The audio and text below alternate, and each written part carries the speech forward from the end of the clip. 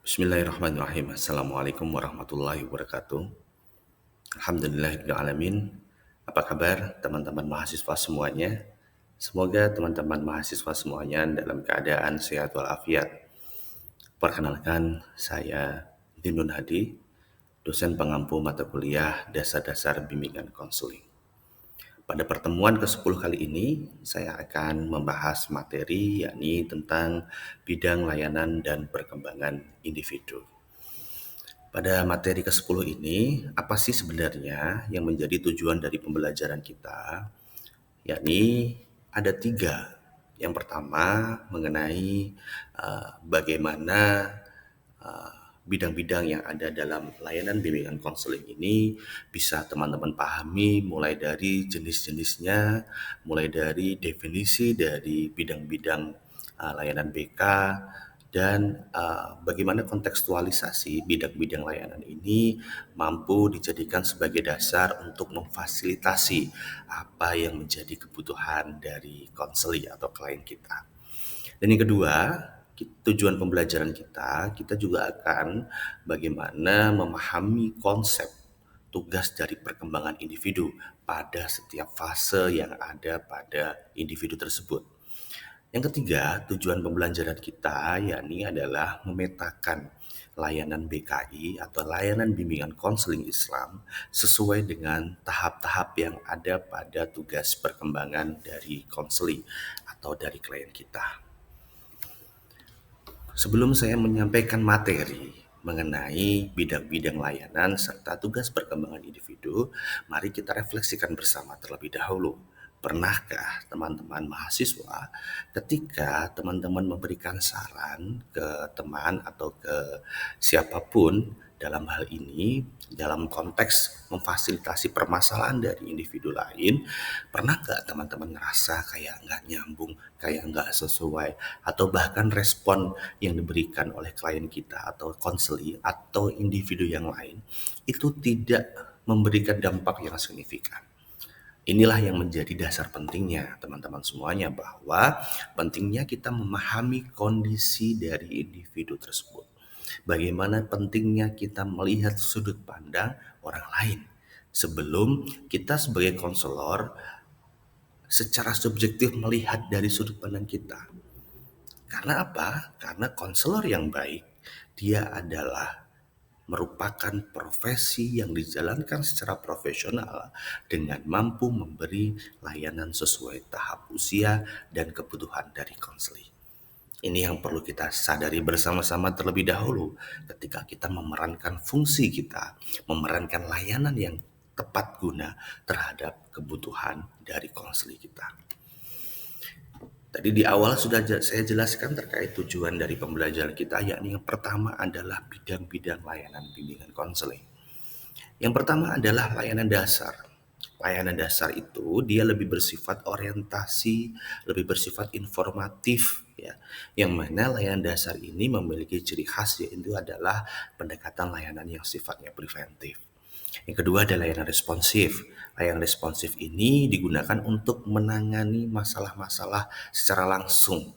Masalah-masalah yang harus segera direspon karena ini memberikan kepentingan yang sifatnya individu ini harus segera ditindaklanjuti dengan permasalahan-permasalahan kepribadian atau masalah-masalah yang berkaitan dengan gangguan mental. Yang ketiga adalah layanan perencanaan individual. Layanan perencanaan individual ini lebih menekankan pada bagaimana individu itu bisa difasilitasi agar memberikan gambaran konsep diri untuk merancang masa depannya. Yang keempat, ada dukungan sistem. Dukungan sistem ini individu diajak berkolaborasi atau klien diajak berkolaborasi dengan bagaimana klien itu memiliki hubungan kedekatan atau keterikatan dengan individu yang lain. Di sini seorang konselor memfasilitasi itu.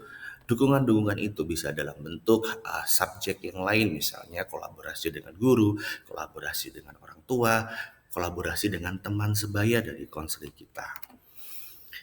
Nah, yang kedua terkait dengan tentang tugas perkembangan individu. Nah, tugas perkembangan individu itu apa? Nah, saya jelaskan lebih detail lagi. Tugas perkembangan individu itu merupakan tugas atau capaian yang harus didapatkan oleh individu atau manusia pada usia tertentu. Menurut teori dari Haviggers, dia mengatakan setidaknya ada 4 tahap perkembangan individu. Yang pertama, ada tahap anak yang dengan tugas perkembangan bagaimana seorang individu itu belajar aturan, disiplin, instruksional, dan lain sebagainya. Yang kedua adalah remaja dengan rentang usia 13 sampai 21 tahun, yang mana tugas perkembangannya adalah mencari jati diri, ya, perencanaan akan masa depan, pengenalan konsep diri, dan sejenisnya. Lalu yang ketiga, tugas perkembangan individu dalam tahap dewasa dengan rentang usia 22 sampai 24 tahun. Ya, bagaimana tugas perkembangan individu pada tahap dewasa? Yakni adalah mandiri, ya, membentuk karir, ya, dan jenjang keluarga. Ya, kira-kira begitu. Lalu yang keempat adalah lansia. Ya, usianya di atas 60 tahun. Nah, apa kaitannya lansia dalam tugas perkembangannya? Ya, ini adalah bagaimana refleks tugas perkembangan merefleksikan hidup dan menerima perubahan fisik. Ya, kira-kira begitu. Lalu selanjutnya pada pemetaan layanan berdasarkan tugas perkembangan. Ya, setelah kita pelajari bagaimana tahap-tahap bagaimana jenis-jenis bidang layanan bimbingan konseling Islam, lalu bagaimana tugas perkembangan dari individu, maka kita bisa merekonsiliasikan antara bidang layanan bimbingan konseling dengan tahap perkembangan itu dengan kesesuaian yang akurat. Contoh saja di sini bisa kita lihat bagaimana anak SD begitu ya. Anak SD dengan permasalahan atau dengan tugas perkembangan belajar tanggung jawab dan disiplin. Ya, berarti layanan yang tepat apa? Layanan yang tepat itu bisa disesuaikan bahwa untuk belajar disiplin, untuk belajar tanggung jawab, perlu sebuah layanan dasar serta dukungan sistem layanan dasar yang bersifat informatif dan dukungan sistem melalui orang-orang terdekat yang bisa diajak kolaborasi, misalnya orang tua atau guru. Yang kedua ada remaja dengan identitas diri, ya, keputusan karir, maka layanan informasi dan perencanaan individual itu menjadi satu pendekatan yang penting. Ya, yang ketiga adalah dewasa awal. Dewasa awal dia lebih bersifat mandiri, stabilitas emosional. Maka hal-hal yang berkaitan dengan mandiri, stabilitas emosional secara permasalahan akan tepat jika dilakukan dengan pendekatan layanan responsif. Ya, yang terakhir adalah yang keempat lansia. Ya, lansia itu lebih menekankan pada permasalahan-permasalahan yang bersifat penerimaan diri dan makna hidup. Maka menjadi satu hal yang penting bahwa pendekatan ini harus dilakukan dengan pendekatan yang bersifat dukungan sistem, kolaborasi dengan lingkungan terdekatnya, lalu bagaimana permasalahan-permasalahan gangguan mengenai penerimaan diri itu harus masuk pada pendekatan layanan yang sifatnya responsif.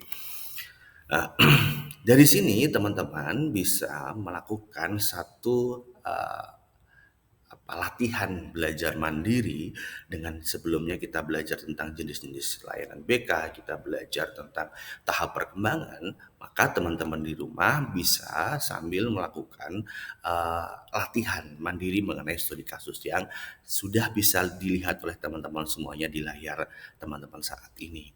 Jadi bagaimana studi kasus mengenai apa yang teman-teman lihat, silahkan bisa dikembangkan dengan kemampuan teman-teman dan pemahaman teman-teman setelah teman-teman mempelajari apa yang sudah saya jelaskan pada materi sebelumnya tadi. Sehingga apa yang bisa kita refleksikan melalui tugas ini adalah bagaimana pentingnya memahami kebutuhan individu itu dengan melihat tugas perkembangan dari individu tersebut dan teman-teman memahami apa aja yang menjadi layanan yang ada dalam bimbingan konseling yang bisa direkonsiliasi dan disesuaikan dengan apa yang kita pahami dalam memahami layanan BK dan tugas perkembangan individu tersebut. Semoga tetap dalam keadaan sehat, semoga teman-teman terus selalu semangat belajar dan tentu saja semuanya harus dilatih dengan keterampilan-keterampilan yang terus kita asah dengan baik dan konsisten. Itu saja yang bisa saya sampaikan. Terima kasih. Wassalamualaikum warahmatullahi wabarakatuh.